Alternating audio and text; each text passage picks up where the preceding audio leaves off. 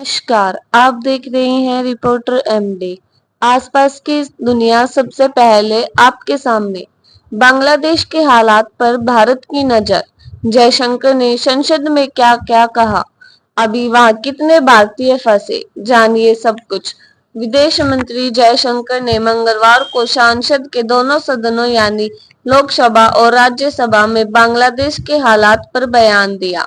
उन्होंने शेख हसीना की भारत में मौजूदगी और बांग्लादेश में रह रहे भारतीयों को लेकर अहम बातें बताई गई।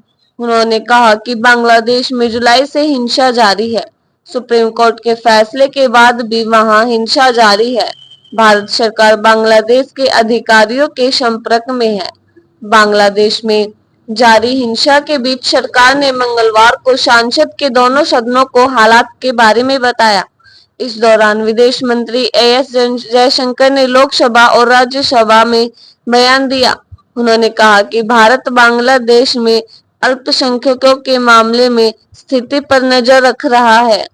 अपने राजनीतिक मिशनों के जरिए हम वहां के भारतीय समुदाय के साथ संपर्क में हैं। पड़ोसी देश में इस जटिल और अभी भी लगातार अस्थिर बने हुए हालातों को देखते हुए सीमा सुरक्षा बलों को सतर्क रहने का निर्देश दिया गया है।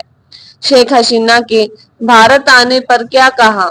संसद में दिए गए बयान में विदेश मंत्री ने पूर्व प्रधानमंत्री शेख हसीना के भारत आने को लेकर भी सरकार का रुख साफ किया है। उन्होंने हसीना के बहुत कम समय की नोटिस पर भारत आने के अनुरोध के बारे में भी बताया। उन्होंने कहा है कि 5 अगस्त को प्रदर्शनकारी कर्फ्यू के बावजूद ढाका में एकत्रित हुए। हमारी समझ यह है कि सुरक्षा संस्थानों के प्रमुखों के साथ बैठक के बाद प्रधानमंत्री शेख हसीना ने इस्तीफा देने का फैसला किया। बहुत कम समय के नोटिस पर इन्होंने कुछ समय के लिए भारत आने की मंजूरी मांगी। विदेश मंत्री ने कहा कि मैं अब बांग्लादेश के अधिकारियों से उड़ान की मंजूरी के लिए अनुरोध मिला। इसके बाद हसीना वह कल शाम दिल्ली पहुंची। कितने भारतीय बांग्लादेश में मौजूद हैं? जयशंकर ने बताया कि अनुमान है कि पड़ोसी देश में 19,000 भारतीय नागरिक हैं, जिनमें से लगभग 9,000 छात्र हैं। हालांकि ज्यादातर छात्र जुलाई के महीने में ही भारत लौट आए हैं। भारतीय समुदाय के साथ संपर्क में जयशंकर ने कहा कि बांग्लादेश की सेना प्रमुख जनरल वकार उज़-जमान ने 5 अगस्त को राष्ट्र को संबोधित किया। उन्होंने हालात को संभालने और अंतरिम सरकार के गठन की बात की। हम अपने राजनीतिक मिशनों के माध्यम से बांग्लादेश में भारतीय समुदायों के साथ में है। भारत अल्पसंख्यकों की स्थिति के संबंध में भी स्थिति की निगरानी कर रहा है।